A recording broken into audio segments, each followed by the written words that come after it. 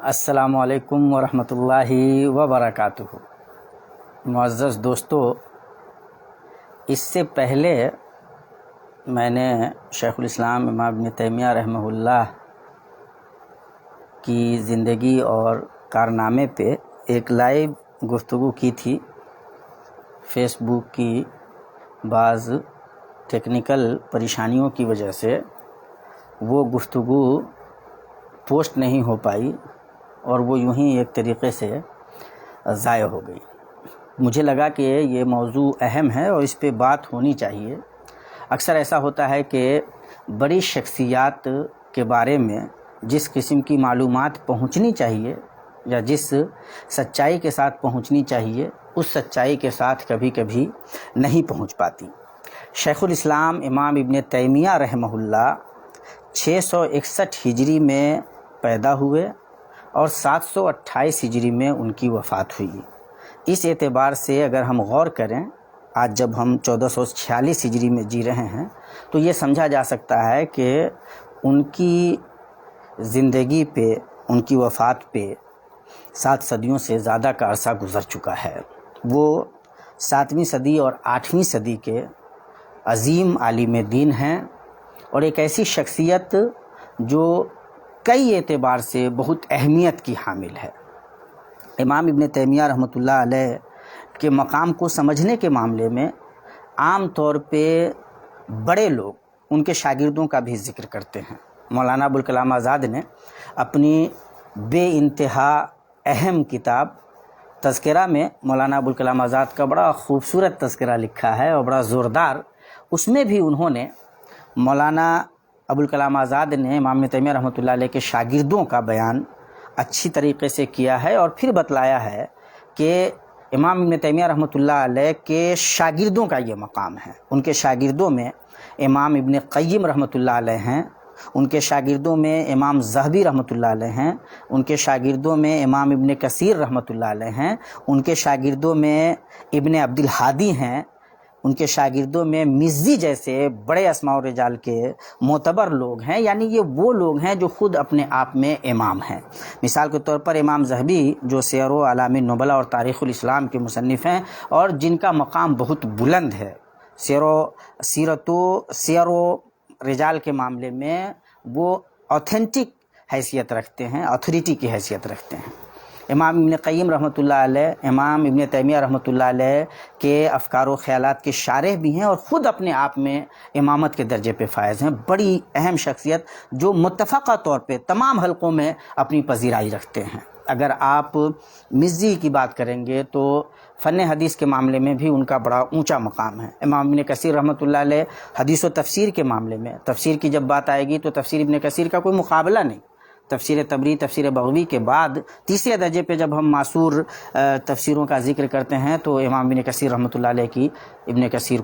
تفسیر ابن کثیر کو یا تفسیر القرآن العظیم کو یاد کرتے ہیں۔ یہ مقام ہے ان کا، امام ابن تیمیہ رحمۃ اللہ علیہ کے شاگردوں کا۔ یعنی شاگرد بھی ہر ایک اپنے آپ میں بڑا ہے، امام کے درجے میں ہے، اور یہ تمام اپنے استاذ کو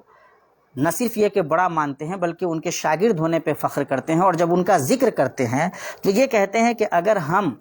رکن یمانی اور حجر اسود کے درمیان بیٹھ کر یہ بات حلفیہ کہیں کہ امام ابن تیمیہ رحمۃ اللہ علیہ نے اپنے جیسا کسی کو نہیں دیکھا اور نہ لوگوں نے ان کے جیسا کسی کو دیکھا ہے ان کے زمانے میں، تو ہمارا یقین ہے کہ ہماری قسم ٹوٹے گی نہیں۔ آپ اس سے اندازہ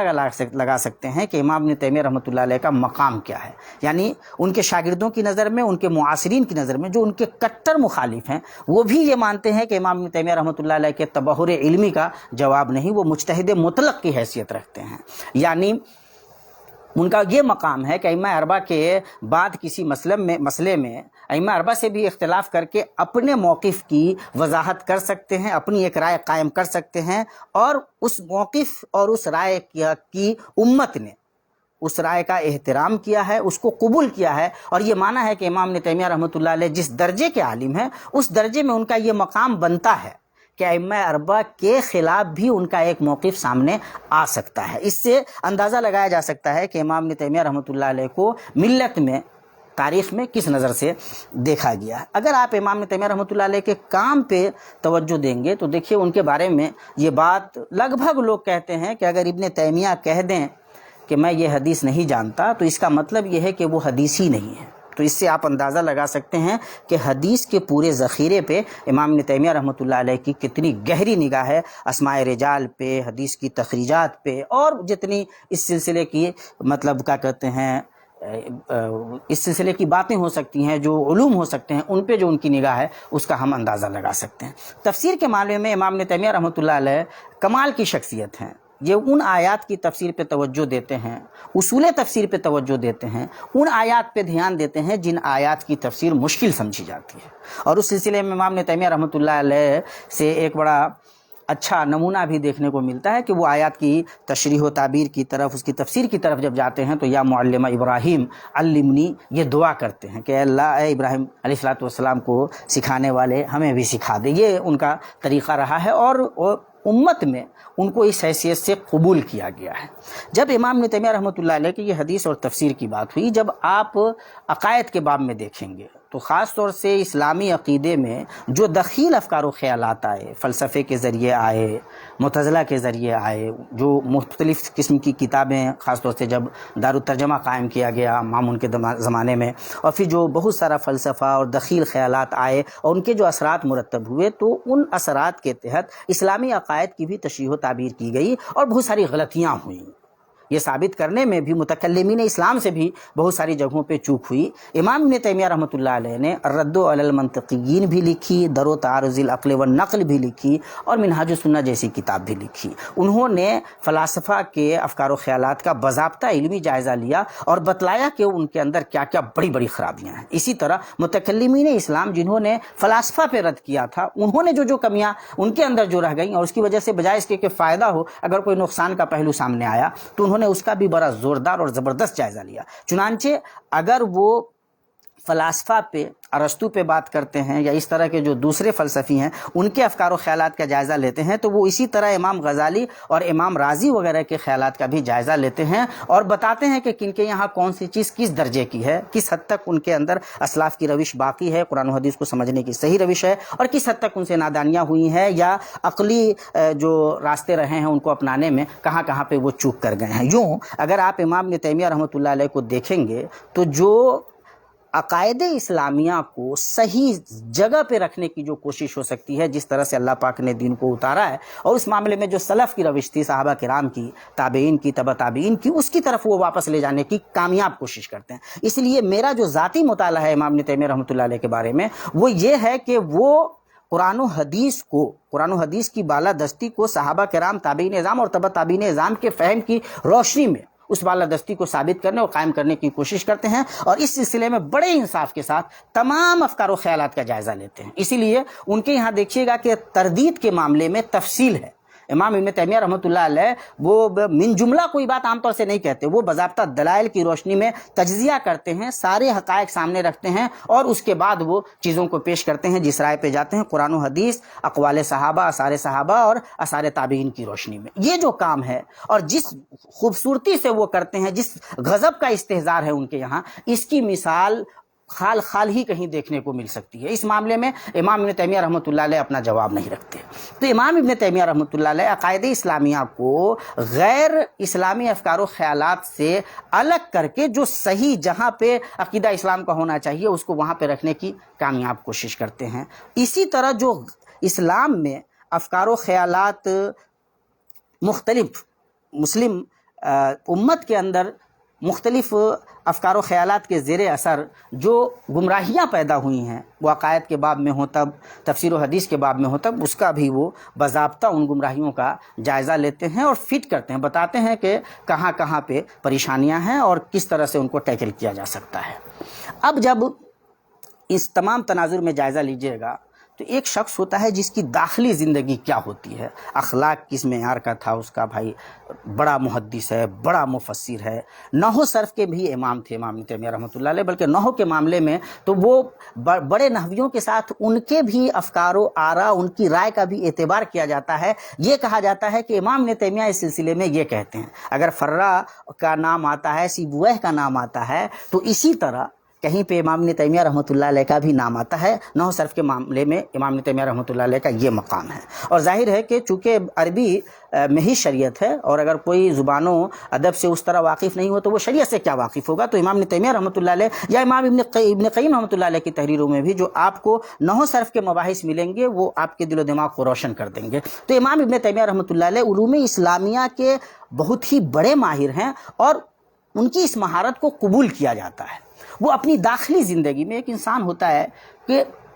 نماز روزے کی پابندی، اخلاق و کردار کی بلندی، یہ سب ہر چیز ایسا لگتا ہے کہ پرفیکٹ درجے میں اللہ تعالیٰ نے ان کو دیا ہوا ہے. ظاہر انسان تھے، کمیاں ہو سکتی ہیں، لیکن جو زاویہ ہے ان کو دیکھنے کا جب لوگ دیکھتے ہیں، اور جن لوگوں نے قریب سے ان کو دیکھا ہے، تو ایک بڑی شہادت ہے لوگوں کی کہ جس طرح سے حقیقت رسالت محمدیہ امام ابن تیمیہ رحمۃ اللہ علیہ میں جلوہ گر ہوتی ہے، ظاہر ہوتی ہے، اس کی مثال کہیں دیکھنے کو نہیں ملتی. یہ بات ان کے مخالفین بھی کہتے ہیں، اور ان کے جو شاگردان اور جو ان کے ماننے والے ہیں وہ تو کہتے ہی ہیں. تو یہ بہت بڑی بات ہے کہ امام ابن تیمیہ رحمۃ اللہ علیہ جیسے اللہ کے نبی صلی اللہ تعالیٰ علیہ وسلم کی سیرت، آپ صلی اللہ علیہ وسلم کے دین اور آپ صلی اللہ تعالیٰ وسلم کی جو شریعت ہے اس کا ایک عملی مظہر نظر آنے لگتے ہیں لوگوں کو، جیسے چلتے پھرتے اسلام ہو. اور یہ بہت کمال کی بات ہے، اور یہ ہر وہ آدمی جو ان کو نزدیک سے جانتا ہے، اس شخصیت کو جاننے کی کوشش کرتا ہے، تو وہ اس نتیجے تک پہنچتا ہے. امام ابن تیمیہ رحمۃ اللہ علیہ کے اوپر مولانا ابوالحسن الندوی رحمۃ اللہ علیہ نے اپنے سلسلہ تاریخ دعوت و عزیمت میں ایک جلد لکھا ہے، اور اس میں وہ امام ابن تیمیہ رحمۃ اللہ علیہ کو جب اس زاویے سے آپ پڑھیں گے تو آپ کو لگے گا کہ کتنے بڑے عابد و زاہد انسان تھے، اللہ تبارک و تعالیٰ کی عبادت میں لگے رہتے تھے، اور کس طرح وہ جو ایک اہل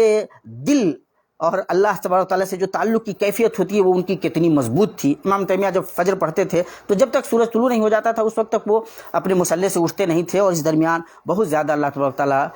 کے ذکر و فکر میں لگے رہتے تھے، اور عام زندگی میں بڑے جری بہادر. چنانچہ جب مسلمانوں پہ افتاد آئی، تاتاریوں نے جب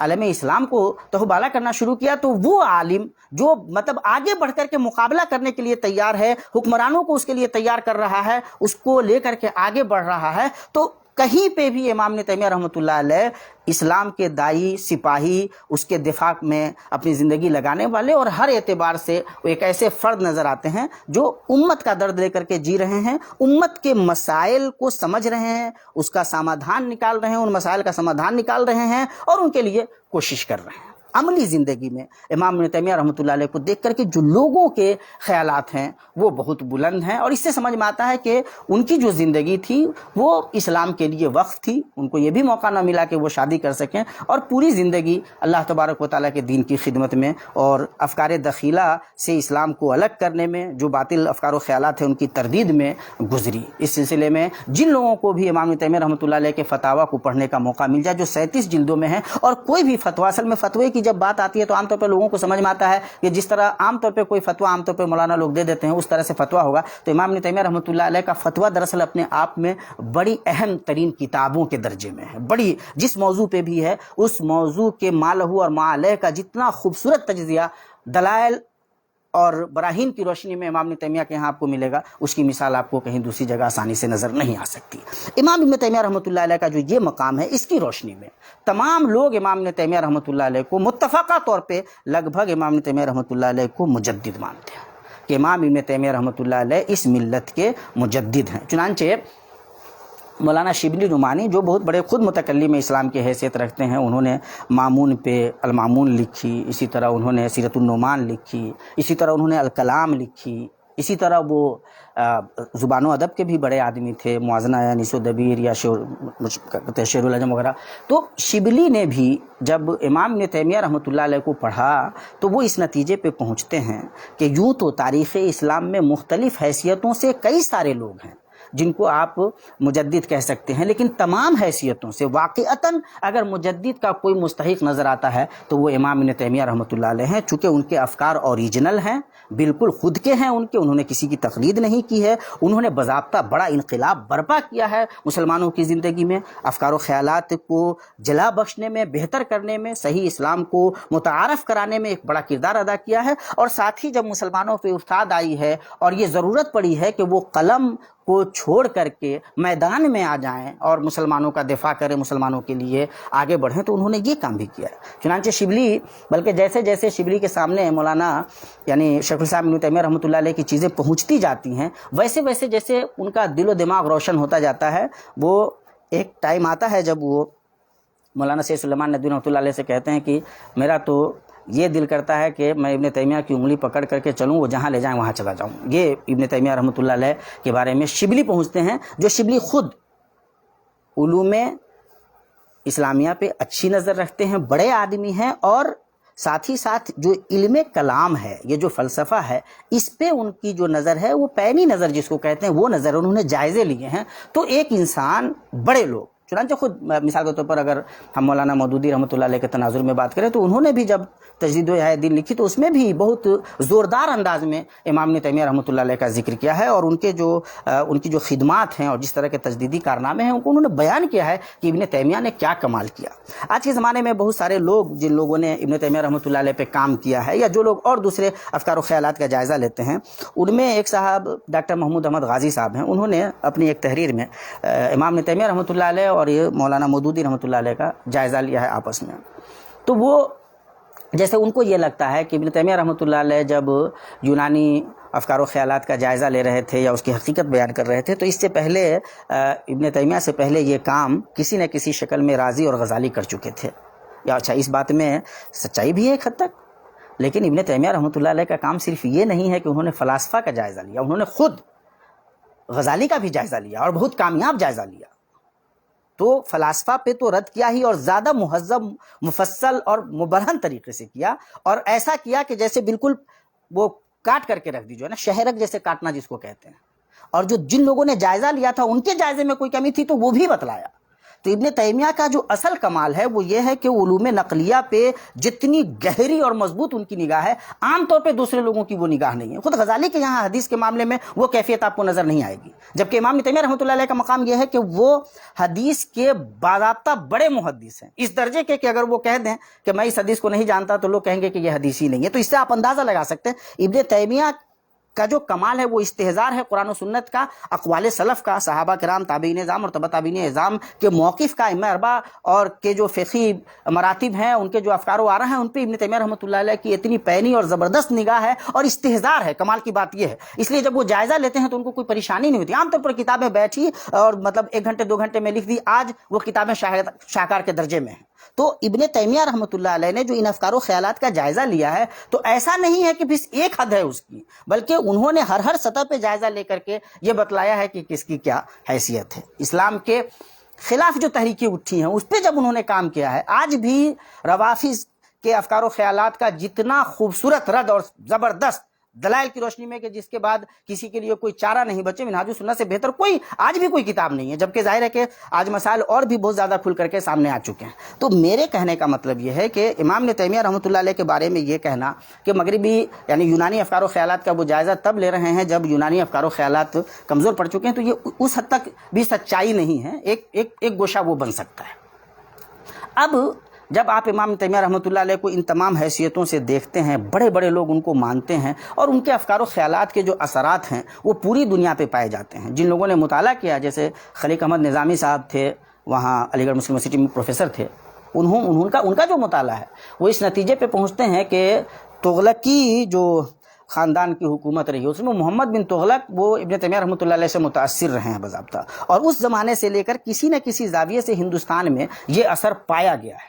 خود مولانا ڈاکٹر محمود احمد غازی صاحب اپنے اس مضمون میں یہ لکھتے ہیں کہ حجت اللہ البالغہ میں خاص طور سے جو مطلب بات کے ابواب ہیں، جس میں قرآن و سنت کی بالادستی کی باتیں کی گئی ہیں اور اختلاف فقہا کے بارے میں جو ابواب ہیں، وہ مکمل طریقے سے امام ابن تیمیہ رحمۃ اللہ علیہ کے افکار کے زیر اثر لکھے گئے ہیں۔ ایسا محسوس ہوتا ہے جیسے وہ امام ابن تیمیہ رحمۃ اللہ علیہ کی چیزیں ہوں، یعنی اس قدر اس پہ جو ہے نا شاہ اللہ محدث دہلوی رحمۃ اللہ علیہ پہ بھی ان کا اثر ہے۔ اور چنانچہ جب شاہ اللہ محدث دہلوی رحمۃ اللہ علیہ سے امام ابن تیمیہ رحمۃ اللہ علیہ کے بارے میں پوچھا گیا تو انہوں نے بہت اچھی رائے دی۔ تو سمجھنے کا مطلب یہ ہے کہ خود امام تیمیہ رحمۃ اللہ علیہ کے بارے میں جو بڑے لوگ ہیں، جو انفلوئنسڈ بائی، جو لوگ ان سے متاثر ہوئے ہیں، یہ بڑے لوگ ہیں، اپنے اپنے فیلڈ کے وہ لوگ ہیں جو خود امام کے درجے میں ہیں۔ اب مثال کے طور پر اگر ہندوستان میں بر صغیر کی بات ہو اور کوئی شاہ اللہ محدث دہلوی رحمۃ اللہ علیہ کو الگ کر دے تو پھر کسی کی کوئی حیثیت ہی نہیں بچتی۔ سب سے معتبر اور بڑی جو شخصیت ہے جہاں سے علوم و حکمت کے سوتے پھوٹتے ہیں اور کتاب و سنت کی روشنی باضابطہ نمودار ہوتی ہے، اس مضبوطی سے وہ شخصیت شاہ ولی اللہ محدث دہلوی رحمۃ اللہ علیہ کی ہے، اور وہ انتہائی درجے میں امام ابن تیمیہ رحمۃ اللہ علیہ سے متاثر ہیں۔ مولانا ابوالکلام آزاد کو سب لوگ جانتے ہیں کہ ان کو ہندوستان میں ابن تیمیہ کہا گیا ہے۔ جو لوگ ابن تیمیہ رحمۃ اللہ علیہ کو سے تھوڑے بہت واقف تھے، جان رہے تھے، وہ جب مولانا آزاد کو دیکھتے ہیں تو کہتے ہیں کہ پرتوں ہیں، اسی طرح کا استحضار ہے، اس طرح کی چیزیں ہیں۔ تو اور خود جس طرح سے تذکرہ میں مولانا آزاد نے یہ ذکر چھیڑا ہے، اس سے بھی یہ احساس انسان کا تازہ ہوتا ہے۔ تو امام ابن تیمیہ رحمۃ اللہ علیہ، پھر اگر آپ عالم اسلام میں دیکھیں گے جو اثرات پوری دنیا میں مرتب ہوئے، عام طور پہ اچھی چیزوں کو بھی لوگ غلط زاویے سے پیش کر دیتے ہیں، کہتے ہیں کہ بھائی سعودی حکومت کے آنے کے بعد امام ابن تیمیہ رحمۃ اللہ علیہ کے افکار و خیالات کو زیادہ پیمانے پہ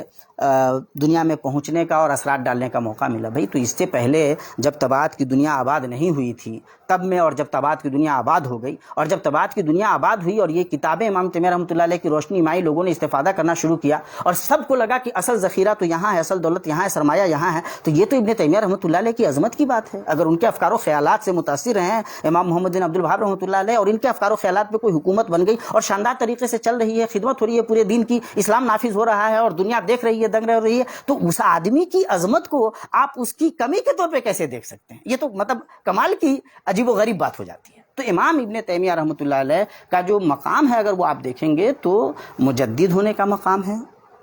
مجتہد مطلق ہونے کا مقام ہے۔ ان کا جو مقام ہے وہ یعنی جو بڑے بڑے اسلام کے ائمہ گزرے ہیں ان کے ساتھ ہے نا، نمایاں طور پہ جن لوگوں کا نام لیا جا سکتا ہے ان میں امام ابن تیمیہ رحمۃ اللہ علیہ کا نام آتا ہے۔ اور ہر فیلڈ کے، جس فیلڈ کے بھی امام ابن تیمیہ رحمۃ اللہ علیہ کے جو معاصرین ہیں، ہر فیلڈ میں ان کو اپنا بڑا مانتے ہیں۔ حدیث کے ماہرین حدیث میں اپنا بڑا مانتے ہیں، تفسیر کے ماہرین تفسیر میں اپنا بڑا مانتے ہیں، فقہ و فتاویٰ کے ماہرین فقہ و فتاویٰ میں ان کو اپنا بڑا مانتے ہیں، جن لوگوں نے فلسفہ پہ کام کیا ہے وہ اس معاملے میں ان کو اپنا بڑا مانتے ہیں، نحو صرف کے جو امام ہیں وہ بھی ان کو اپنا ہمسر اور اپنے درجے کا مانتے ہیں۔ تو اس سے آپ سمجھ سکتے ہیں کہ ایک شخصیت کا مقام کیا ہے، اور جو اثرات دنیا میں ان کے افکار و خیالات سے آئے ہیں، جس طرح سے جائزہ لیا گیا ہے تصوف کی بہت ساری خرابیوں کو جس چیز نے روکا ہے مضبوطی سے، وہ امام ابن تیمیہ رحمۃ اللہ علیہ کی کوششیں ہیں۔ اسی طرح روافض تشیع کے اثرات و افکار کو قدغن لگانے کا کام سنی مطلب کیا کہتے ہیں مسلمانوں کے یہاں سے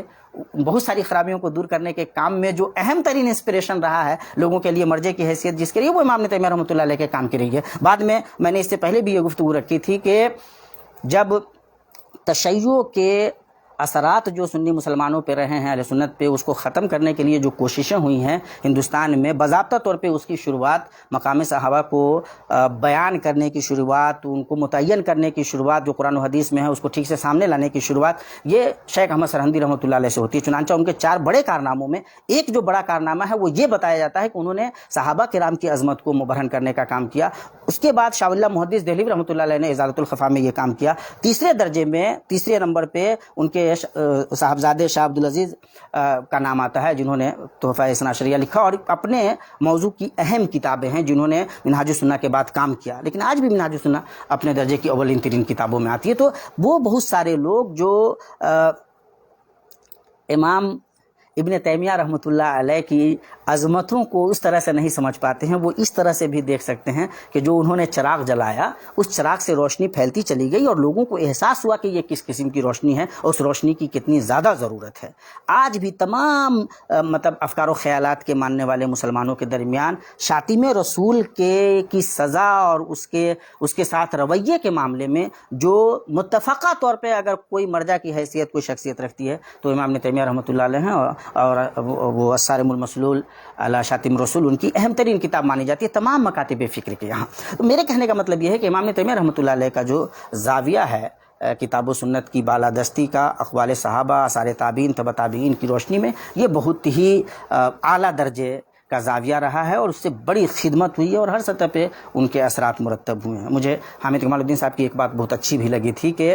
مولانا امام ابن تیمیہ رحمۃ اللہ علیہ وہ عالم ہیں کہ وہ ایک طرف قرآن و سنت کی حفاظت کا کام کرتے ہیں اور دوسری طرف مسلمانوں کے ساتھ جو ان کی بے حخائی ہے وہ بھی اعلیٰ درجے کی ہے۔ یعنی کوئی ایک شخصیت جو اسلام کو بھی دخیل افکار و خیالات، تصورات اور گمراہیوں سے بچانے کی کوشش کر رہا ہو اور ساتھ ہی ساتھ وہ مسلمانوں کے ساتھ بھی انتہائی درجے میں نیک زاویہ رکھتا ہو، بے خواہ ہو، تو اس کا جتنا اچھا مظہر ابن تیمیہ رحمۃ اللہ علیہ کے یہاں دیکھنے کو ملتا ہے ویسا مظہر کم دیکھنے کو ملتا ہے۔ عام طور پہ جو لوگ علوم و حکمت کے لوگ ہوتے ہیں وہ عملی زندگی میں اس طرح سے ایکٹیو نہیں ہوتے جس طرح سے امام ابن تیمیہ رحمۃ اللہ علیہ ایکٹیو رہے اور امت کو ہر سطح پہ رہنمائی دینے کا باضابطہ فریضہ انجام دیا، اور اپر ہینڈ جس کو بولتے ہیں نا، ان فرنٹ رہے، وہ کبھی مطلب نچلے بیٹھنے والے لوگوں میں امام ابن تیمیہ رحمۃ اللہ علیہ نہیں رہے۔ یہ امام ابن تیمیہ رحمۃ اللہ علیہ کا مقام ہے اور ہر سطح پہ لوگوں نے اس کو قبول کیا ہے۔ اسی لیے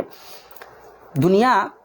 جس طرف بھی جائے گی وہ امام ابن تیمیہ رحمۃ اللہ علیہ سے اپنے آپ کو مطلب علوم اسلام کی جب بات آئے گی، علوم اسلامیہ کی، جب تاریخ اسلام کی بات آئے گی، مجددین اسلام کی بات آئے گی، درست قرآن و سنت کی تعلیم کی بات آئے گی، تو امام ابن تیمیہ رحمۃ اللہ علیہ سے صرف نظر نہیں کیا جا سکے گا۔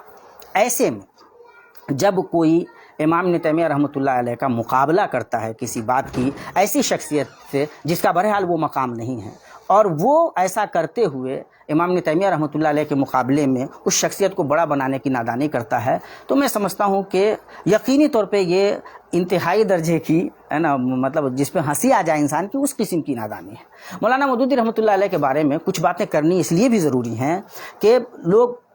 جب اپنے بڑوں کے بارے میں بات کرتے ہیں جن سے ان کو عقیدت ہوتی ہے تو وہ کہاں سے کہاں اٹھا کر کے ان کو لے کر کے چلے جاتے ہیں۔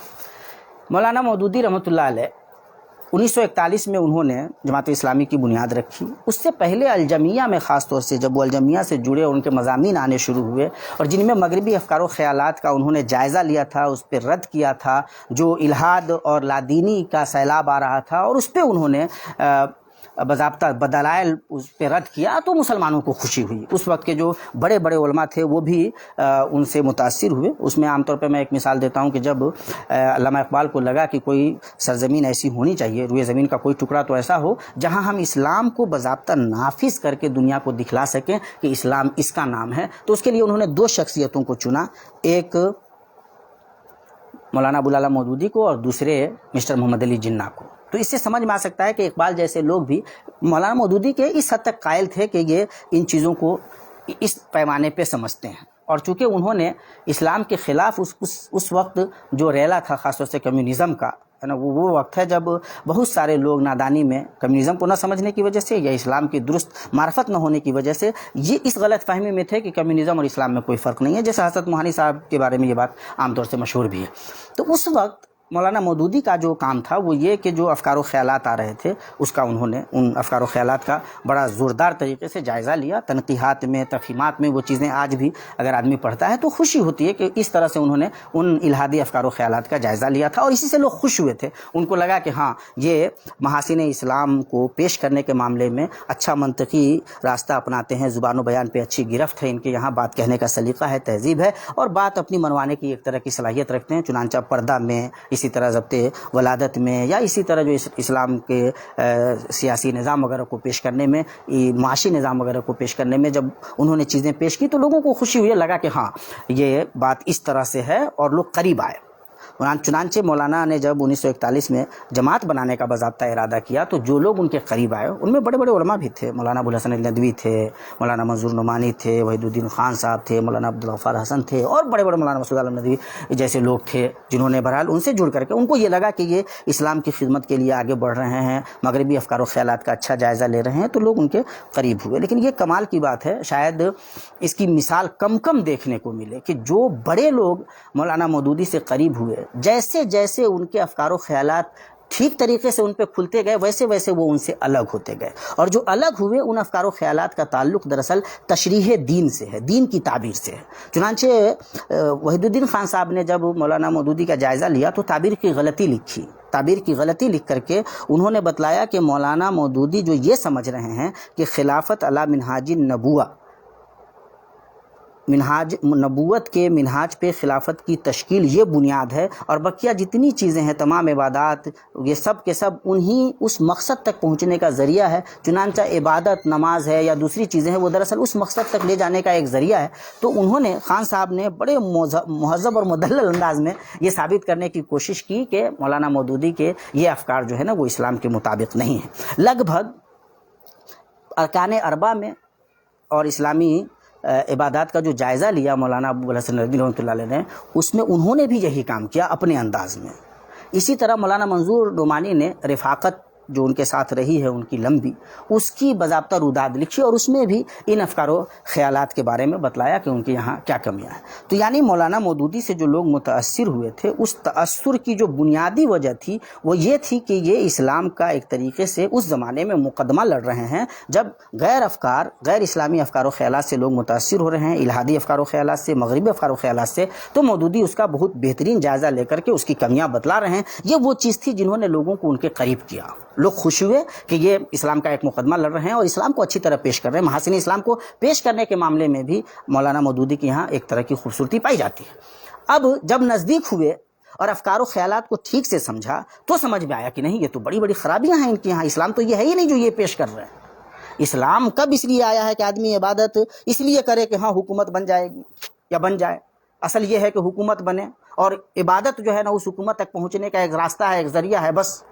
یہ کب کس دین کی یہ بنیاد کیا؟ وما ارسلنا من قبلک من رسول الا نوحی الیہ انہ لا الہ الا انا فاعبدون وما خلقت الجن والانس الا لیعبدون۔ اور بھی بہت سارے حقائق کی روشنی میں علماء نے یہ بتلایا کہ بھائی اسلام میں حکومت مطلوب ہے، لیکن وہ ایک انعام کے طور پہ اللہ تبارک و تعالیٰ کی طرف سے ملے گی، لیکن یہ کہ اسی کو بنیاد بنا کر کے تمام اسلامی عبادات تک کو اس تک پہنچنے کا ذریعہ بنا دینا، یہ اپنے آپ میں آخری درجے کی جرت ہے جس کی مثال کم ملتی ہے۔ یا شاید یہ ایک طرح کا آپ کہہ سکتے ہیں کہ عجیب و غریب انداز میں یہ مودودی صاحب یا ان جیسے لوگوں کے اپنے افکار ہیں جن کے لیے قرآن و سنت کے مضبوط دلائل ان کے ساتھ نہیں ہیں۔ چنانچہ اب جو سمجھنے کی بات ہے وہ یہ کہ مودودی صاحب جب دین کی تعبیر و تشریح کی طرف آئے اور ان کے یہ افکار و خیالات ان کے قریب ترین لوگوں پہ کھلے، انہوں نے مخالفت کی۔ جب مودودی صاحب کو دیکھا کہ یہ ماننے والے نہیں ہیں تو وہ ان سے الگ بھی ہو گئے۔ خان صاحب الگ ہوئے، منظور نعمانی صاحب الگ ہوئے، مولانا ابوالحسن الندوی رحمۃ اللہ علیہ الگ ہوئے، اور بھی اچھے لوگ ان سے مختلف اسٹیج پہ الگ ہو گئے۔ پھر جب آپ آگے بڑھیں گے، مثال کے طور پر خلافت و ملوکیت انہوں نے لکھی، میں نے وہ اشارہ کیا تھا کہ تشیع کے اثرات کو ختم کرنے کے معاملے میں شاہ اللہ محدث دہلوی رحمۃ اللہ علیہ سے پہلے شیخ احمد سرہندی اور اس کے بعد شاہ اللہ محدث رحمۃ اللہ علیہ کے خانوادے کا بڑا کردار ہے، اور یہ وہ کردار ہے جس کردار کو ہے نا اہل دیوبند نے مضبوطی سے پکڑا، اور کیا کہتے ہیں یعنی شاہ اللہ محدث دہلوی رحمۃ اللہ علیہ سے جتنے بھی سیکشنز نکلتے ہیں، جتنی دھارائیں بہتی ہیں، ان تمام دھاراؤں نے ان کو مضبوطی سے پکڑا۔ چنانچہ جب مولانا محمد عطاء اللہ حنیف بھجانی رحمۃ اللہ علیہ نے اس کتاب کا خلافت و ملوکیت کا جائزہ لینا چاہا تو اپنے عزیز مولانا صلاح الدین یوسف صاحب کو لگایا، اور جب وہ اس کی تاریخی اور شرعی حیثیت وہ کتاب لکھ لی گئی، بڑی مطلب معتبر اور مفصل لکھی گئی، تو اس سے جو انہوں نے مقدمے لکھوائے، تقریضات لکھوائیں، وہ دیوبندی علماء سے لکھوائیں تاکہ یہ پیغام دیا جا سکے، بنوری صاحب سے لکھوائیں تاکہ یہ پیغام دیا جا سکے کہ بھائی یہ متفقہ طور پہ ہے نا اہل سنت والجماعت کے تمام لوگ مودودی صاحب کے اس رویے کو مسترد کرتے ہیں۔ تو مولانا مودودی رحمۃ اللہ علیہ کا جب وہ تاریخ کی تشریح کی طرف آتے ہیں، دین کی تعبیر و تشریح کی طرف آتے ہیں، تو جو معتبر لوگ ہیں وہ اس کو قبول نہیں کرتے۔ کمال یہ ہے کہ جیسے حدیث کے بارے میں، حالانکہ انہوں نے سنت کی آئینی حیثیت بھی لکھی ہے، لیکن اس کے باوجود جس زمانے میں وہ ان موضوعات پہ لکھ رہے تھے، اسماء رجال پہ لکھ رہے تھے اور حدیث کی جو حیثیت ہے اس پہ جب وہ لکھ رہے تھے، تو اس زمانے میں وہ لوگ جو اس حیثیت سے جانے جاتے تھے کہ وہ منکرین حدیث ہیں، وہ یہ کہتے ہیں کہ بھائی ہم جو بات کہتے تھے وہی بات تو مولانا مودودی کہہ رہے ہیں، اور جو حدیث کے خادم مانے جاتے ہیں علماء اہل حدیث، وہ مولانا اسماعیل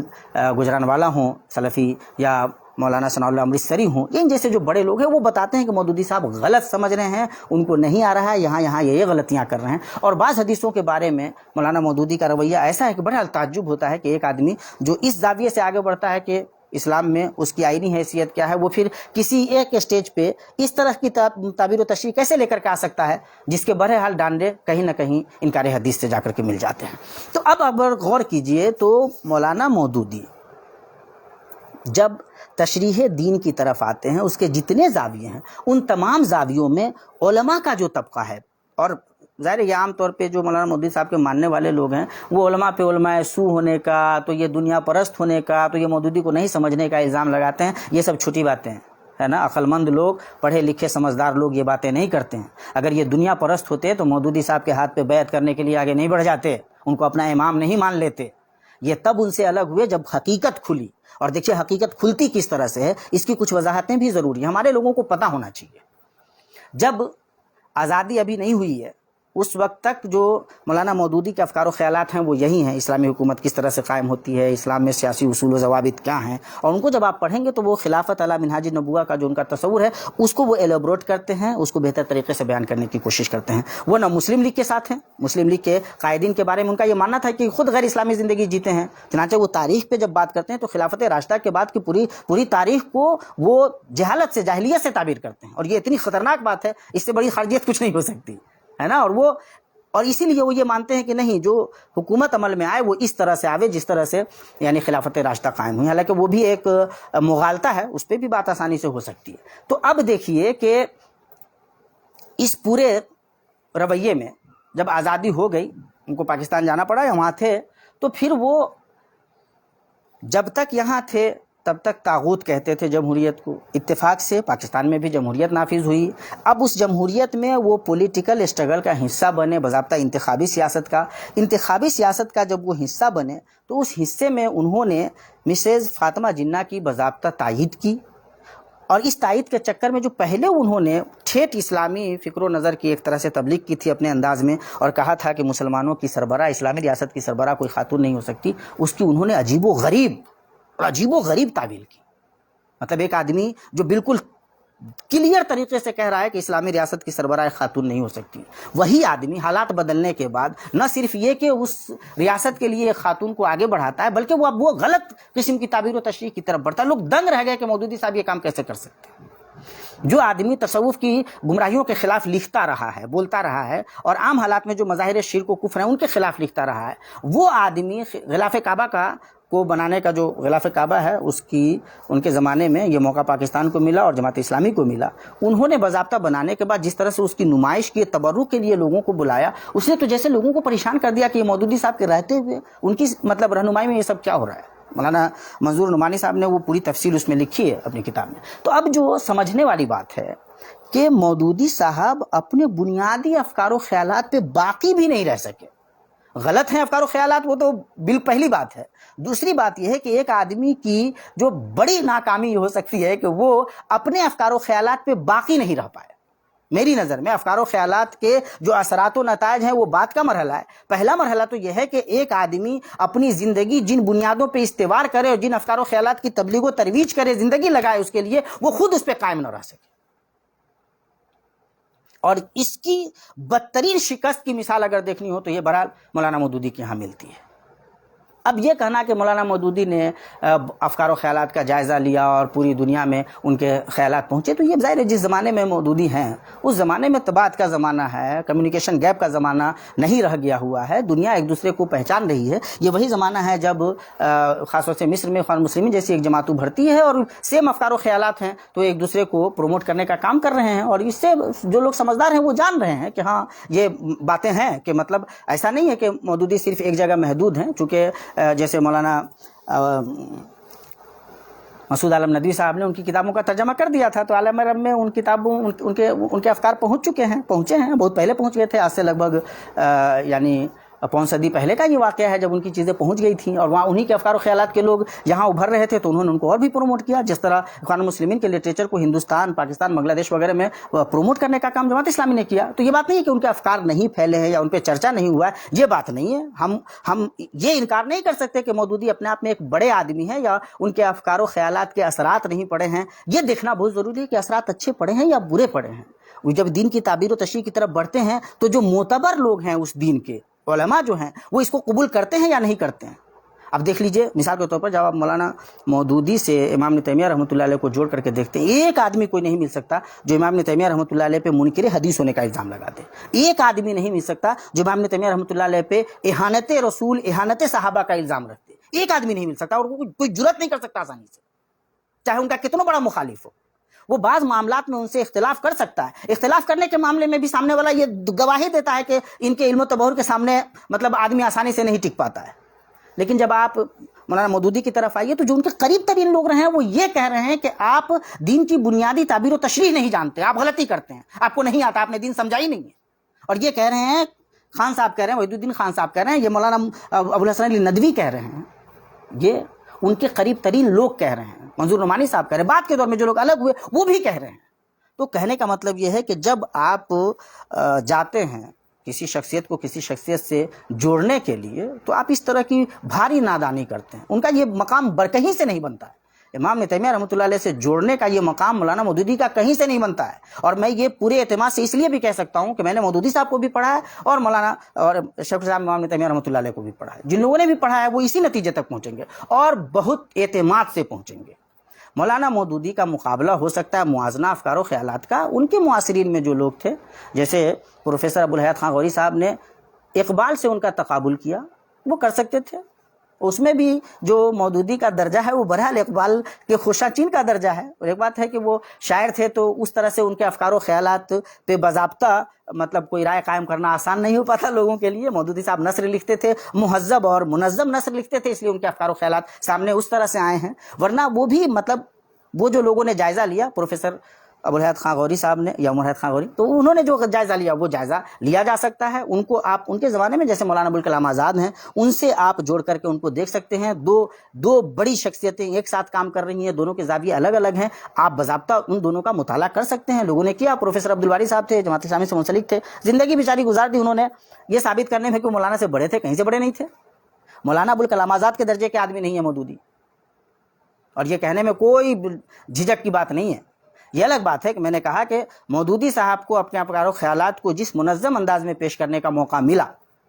چونکہ عملی سیاست میں جب تک کہ وہ اپنی زندگی کے مطلب پیک پہ ہیں وہ عملی سیاست کا حصہ نہیں ہے. مولانا ابوالکلام آزاد اپنی زندگی کے بالکل سمجھ لیجئے کہ عنفوان شباب پہ ابھی آئے ہیں نہیں ٹھیک سے، اور اس وقت وہ عملی سیاست کا حصہ بن جاتے ہیں. اس لیے ان کے یہاں افکار و خیالات کی جو مطلب کیا کہتے ہیں تنظیم ہے وہ اس طرح سے نہیں ہے جس طرح سے مولانا مودودی کے یہاں دیکھنے کو ملتی ہے. لیکن اس کے باوجود جو اوریجنلٹی ان کے یہاں ہے، جو قرآن و سنت سے وابستگی ان کے یہاں ہے، جو قوت ہے ان کے یہاں، وہ کیفیت آپ کو بہرحال مودودی صاحب کے یہاں نہیں ملے گی. بلکہ جب مودودی صاحب نے وہ سب کچھ تیار ویار کیا، ان کے بیٹے کی شہادت ہے، اور جب مولانا آزاد کے پاس پیش کیا گیا تو مولانا نے کہا کہ ان بنیادوں پہ جو جماعت بنے گی وہ فاسسٹ ہوگی. یہ ان کے بیٹے کی شہادت ہے، میں کسی اور کی بات نہیں کہہ رہا. تو میرے کہنے کا مطلب یہ ہے کہ بھائی ان کے دور کے جو لوگ ہیں، آپ چاہیں تو اقبال سے ان کا موازنہ کر لیں، مسٹر محمد علی جناح صاحب سے بھی کر سکتے ہیں، چاہے تو آپ اقبال سے آزاد سے کر لیں، آپ چاہیں تو اس زمانے میں اور جو دوسرے لوگ مختلف پیمانوں پہ کام کر رہے تھے ان سے آپ کر لیں. لیکن یہ کہ آپ مطلب امام ابن تیمیہ رحمۃ اللہ علیہ سے جا کر کے جوڑیے اور اس میں بھی نادانی یہ کیجیے کہ ان کو بڑا بنانے کی کوشش کیجیے، تو یہ سوائے اس کے کہ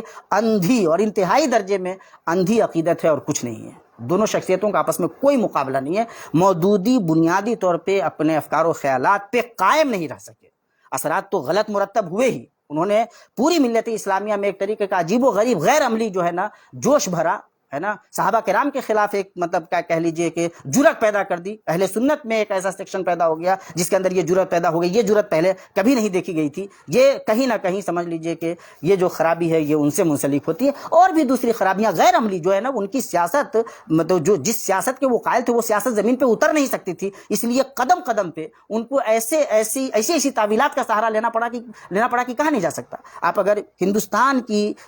جماعت جو تھی اس کا جائزہ کبھی لیں گے تو آپ کو پتہ چلے گا یہ وہ جماعت ہے جو ایک زمانے میں یہ مانتی ہی نہیں تھی کہ وہ ٹوٹ بھی دینا چاہیے. پھر جب معاملہ آگے بڑھا تو ان کو اپنے سارا معاملہ وہ کر کے جو ہے نا، ٹھیک ہے ہم منع نہیں کریں گے، ہمارے لوگ نہیں دیں گے، پھر ہمارے لوگ بھی دیں گے، پھر یہ ہے کہ پارٹی بنا لی. پھر وہ مطلب عجیب و غریب مطلب جو ہے نا، جب آپ راستہ اپنا غلط آغاز ہی سے تھا منیر، اس کا اندازہ سفر کی رائگانی سے ہوا. اگر آپ سچ پوچھیے تو میں جب جماعت اسلامی کی پوری تاریخ پڑھتا ہوں، مولانا مودودی کے افکار پڑھتا ہوں اور جب پہنچتا ہوں تو مجھے یہ شعر یاد آتا ہے،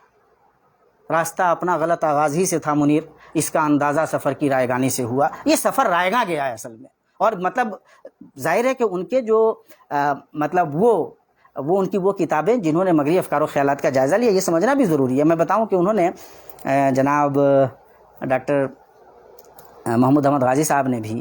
یہ بات کہی ہے کہ مودودی صاحب کے یہاں مغربی افکار و خیالات کے جائزہ لینے کی بڑی اچھی صلاحیت تھی اور معقولات پہ ان کی نظر بہت اچھی تھی.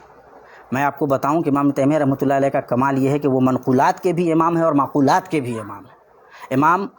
ابن تیمیہ رحمۃ اللہ علیہ ہر دو حیثیت سے لاجواب ہے. مولانا مودودی رحمۃ اللہ علیہ منقولات کے امام کی حیثیت بہرحال نہیں رکھتے،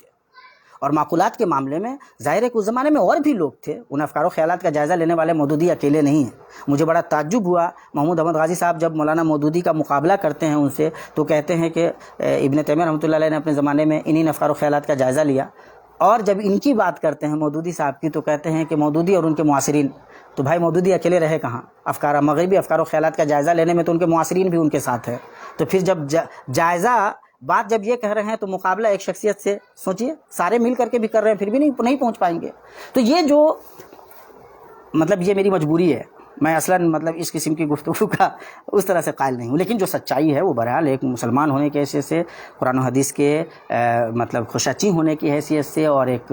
امت کے فرد ہونے کی حیثیت سے یہ ذمہ داری ہے کہ سچائیاں بتائی جائیں. مولانا مودودی کے افکار و خیالات کے مضر اثرات زیادہ پڑے ہیں. ان کے جو افکار و خیالات کے اچھے اثرات ہو سکتے تھے ان کا تعلق الہادی افکار و خیالات کے مقابلے سے ہے، مغربی تہذیب و تمدن پہ تنقید سے ہے، محاسن اسلام کے بیان سے ہے، اور اس کو کوئی بھی سمجھدار آدمی مان لے گا. لیکن بقیہ جب وہ دین کی تعبیر و تشریح کرتے ہیں، حدیث کی طرف آتے ہیں، فقہ کی طرف آتے ہیں، تو ان تمام معاملات میں وہ بہت بری طرح ٹھوکر کھاتے ہیں اور ان کو کہیں سے کوئی حیثیت نہیں مل پاتی ہے. آج بھی جو لوگ ان کے ماننے والے ہیں ان کی وہ تعداد نہ وہ تعداد ہے نہ وہ حیثیت ہے. میں پھر آپ کو بتاؤں کہ امام ابن تیمیہ رحمۃ اللہ علیہ کے جتنے ماننے والے ہیں، ان کے شاگرد ہیں، وہ علوم اسلامیہ کے امام ہیں، بڑے لوگ ہیں،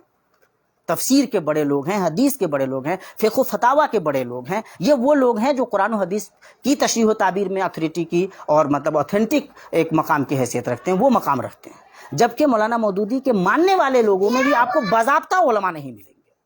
یہ وہ لوگ ہیں جو بیچارے صحیح سے اسلام کو نہیں جانتے، وہ پرجوش مسلمان ہیں، مغربی افکار و خیالات کا جائزہ ان کو اچھا یہاں نظر آتا ہے، تو وہ جو جوش ہے، وہ جو محبت ہے، دین سے جو ایک لگاؤ ہے، اس کی وجہ سے وہ مودودی کے قائل ہو جاتے ہیں. اور اس میں کوئی مطلب